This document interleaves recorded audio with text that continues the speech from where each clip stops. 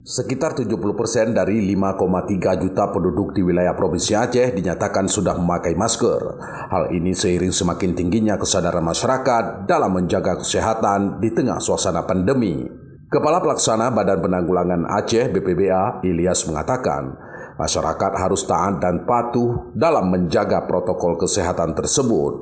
Terlebih warga yang terpapar penyakit ini menyebar cepat di beragam kalangan, mulai anak-anak, remaja, dewasa, hingga manusia lanjut usia atau manula.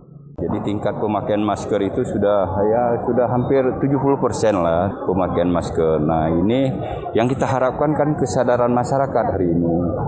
3M ini harus. Nah pemakaian masker ini kita harapkan nanti merupakan kesadaran sendiri.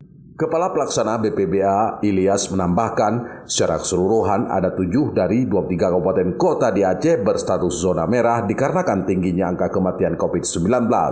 Adapun wilayah itu masing-masing Kota Lok Sumawe, Sabang, Banda Aceh, Langsa, Aceh Tamiang, Aceh Besar, dan Kabupaten Pidi.